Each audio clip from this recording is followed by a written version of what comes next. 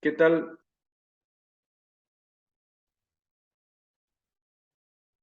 ¿Cómo están? Vamos a iniciar nuestra clase de estadística aplicada a la auditoría. Esta sería la última clase dentro del marco de la maestría de auditoría y control de gestión. Y esta es la última clase que vamos a dar en el tema de la estadística aplicada a la auditoría. Y conceptos breves antes de hacer la parte práctica. Bueno, en primer lugar, tenemos que decir que cuando hablamos de muestreo, la auditoría emplea evidencia real y una base razonable para la formulación de conclusiones sobre una población, ¿verdad? Es decir, lo que quiero significar es de que cuando se va a analizar una cantidad grande de documentaciones y como no se van a analizar todas, entonces se toma una muestra y la muestra tiene que ser representativa. Entonces la cantidad total de los documentos, de las documentaciones que van a ser, que conforman el lote de estos documentos viene a ser lo que se conoce como población. Es el número total que compone esas documentaciones. Y de ese total o de esa población se extrae una proporción o una porción más pequeña a la que se le denomina muestra, ¿verdad? Y se le conoce como tamaño de la muestra a la cantidad de documentos que se van a analizar haciendo un muestreo probabilístico. Entonces, ese es un procedimiento que se utiliza en auditoría para que las conclusiones que se obtengan dentro de ese procedimiento de muestreo sean valederas, las muestras tienen que ser representativas. Eso significa de que las unidades muestrales que van a conformar el tamaño de la muestra tienen que contener las características de la mayor porción de la población. De esa manera va a ser representativa. Entonces las informaciones y los datos que se obtengan de esa muestra va a servir para que la auditoría obtenga conclusiones valederas dentro del marco de la realización del trabajo. Y voy a citar acá de que existen varias técnicas para el muestreo en auditoría. Ejemplos de estas técnicas son el muestreo aleatorio. La selección de los ítems de la muestra no contempla condiciones predeterminadas y cada ítem de la población tiene la misma probabilidad de ser seleccionado para la muestra. Ese es el muestreo aleatorio. O sea, para que sea aleatorio quiere decir que si hablamos de un conjunto de documentos, cada documento del total de la población de documentos tiene que tener la misma probabilidad de ser parte de la muestra.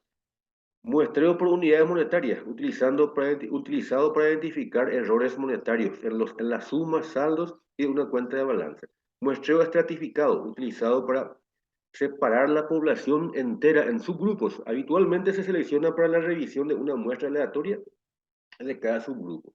Muestreo por atributos, utilizado para determinar las características de una población. Muestreo variable, utilizado para determinar el impacto económico de algunas características de una población. Muestreo basado en el juicio profesional del auditor para centrarse y confirmar la existencia de una condición que se intuye razonable. Y muestreo por descubrimiento, utilizado cuando la evidencia de un solo error o condición es motivo de mayor escrutinio de investigación. Es decir, que da inicio a una mayor investigación al encontrarse ese tipo de evidencia de error o de alteración. Bueno, eso es en líneas generales un breve concepto de lo que es el muestreo. En este caso vamos a hacer un ejercicio sobre este muestreo estadístico aleatorio en el cual van a presentarse dos situaciones. Una situación va a ser cuando no se conoce la población. Y dijimos que la población es la cantidad total de elementos o documentos que conforman lo que quiere investigar el auditor, la totalidad de elementos. Y dijimos que la muestra era una parte de esa totalidad o de esa población. Y el otro, si se conoce la población, hay una fórmula. Y cuando no se conoce la población, hay otra fórmula. Es decir, cuando Cuando se conoce la población es una fórmula matemática estadística que nos permite determinar el tamaño de la muestra. Y cuando se conoce hay otra fórmula que nos permite entonces estimar el tamaño de la muestra, buscando siempre de que la muestra sea representativa de la totalidad de la población. Bueno, vamos a aplicar. Acá tenemos un ejercicio, dice calcular el tamaño de la muestra correspondiente a un lote de órdenes de pago. Esos son los documentos que se van a considerar, ¿verdad? De manera que el auditor pueda verificarlas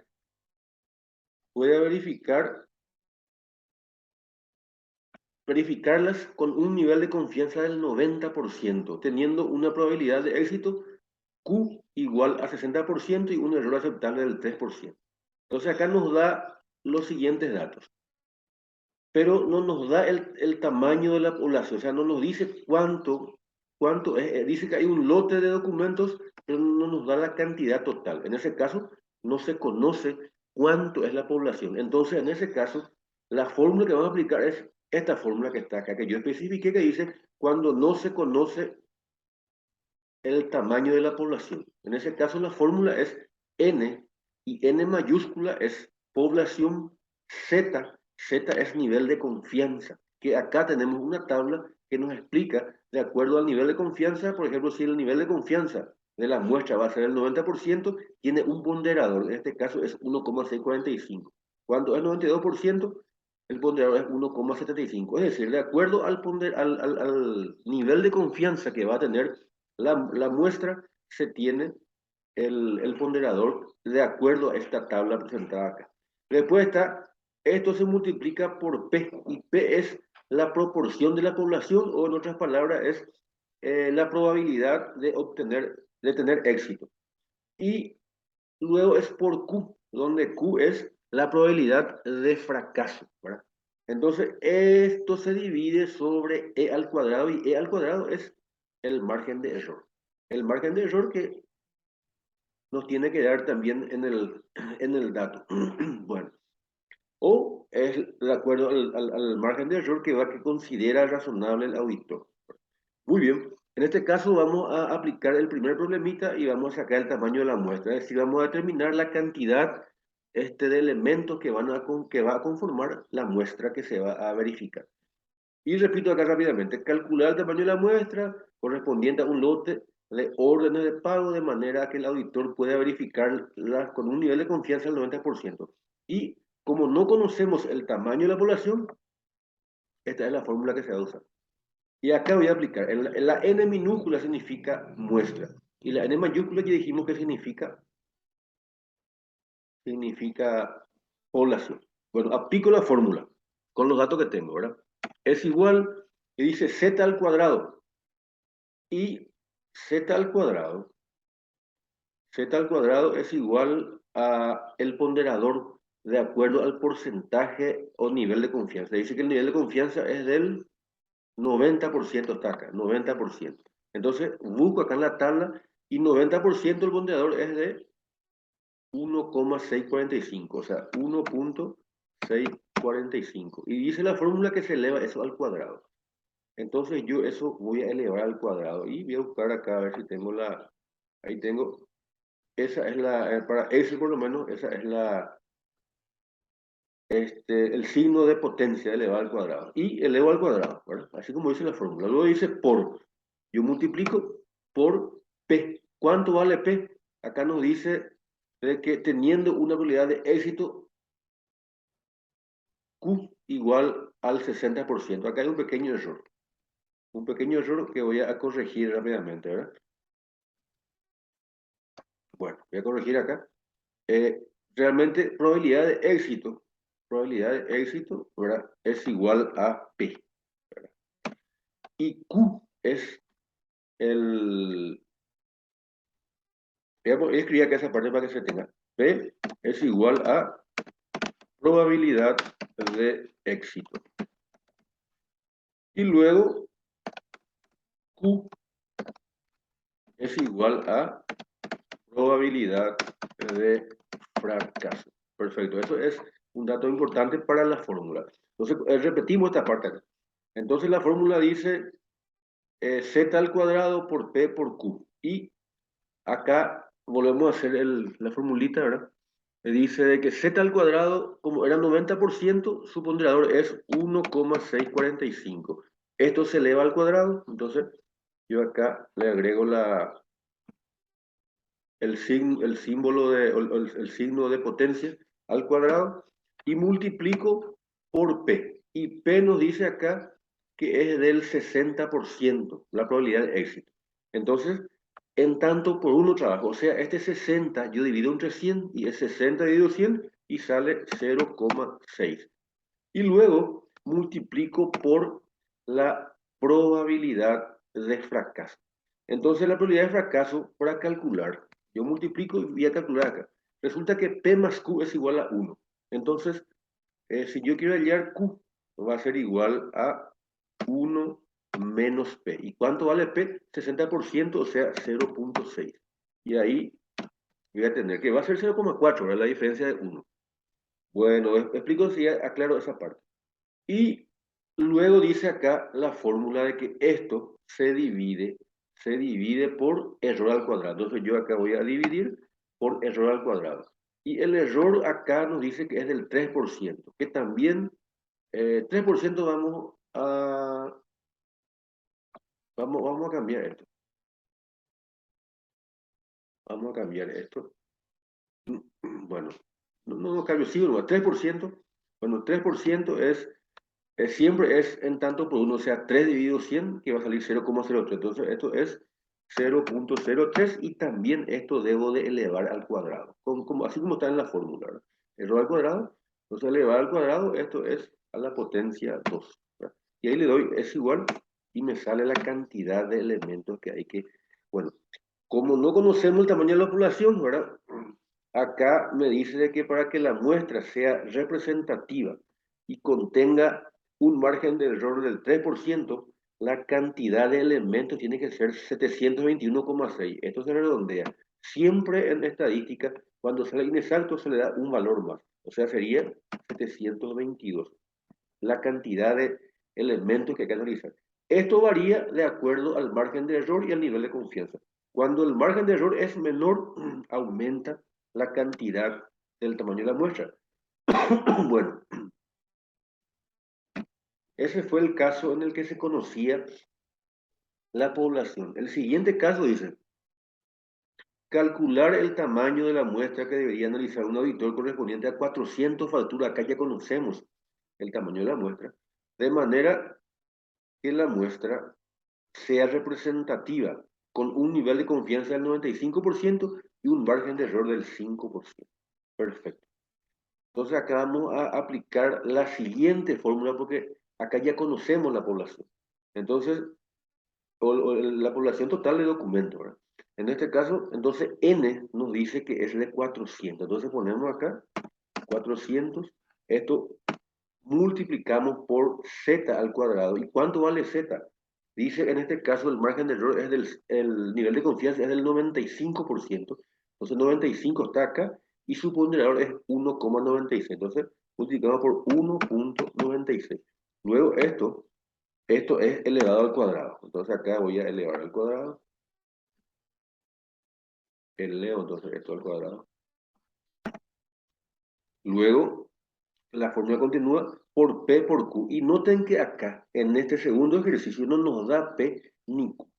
Y cuando no conocemos P y Q, automáticamente le asignamos 0,5 a cada uno. P, probabilidad de éxito; Q, probabilidad de fracaso. Entonces, si no nos da el valor, automáticamente le damos P por Q, ¿verdad? Que va a ser, P va a ser 0,5 y Q va a ser también 0,5. Automáticamente, si no nos da el valor, como en el anterior nos dijo que era 60%, entonces Q es 40%, ¿verdad? Y en este caso no nos dice nada, automáticamente es 50-50. Muy bien. Entonces, esto está acá. Y ahora esto se divide, es dividido, y tenemos abajo error al cuadrado. Eso voy a querer usar paréntesis. Error al cuadrado nos dice de que el margen de error es del 5%. Siempre en tanto por uno es 5 dividido 100 y va a salir 0,05 al cuadrado, ¿verdad? Entonces voy a elevar también esto al cuadrado. elevo al cuadrado, ¿verdad? La fórmula continúa acá. Esto se multiplica por n menos 1. Y n, la población, es 400, menos 1 es de 399. ¿Verdad? Acá cierro el paréntesis. Cierro el paréntesis y le pongo más. Y abro otra vez el paréntesis para que asuma la operación al continuar acá en el, número, en el denominador. Dice z al cuadrado. Y z al cuadrado es 1.96, que ya tenemos, ¿verdad?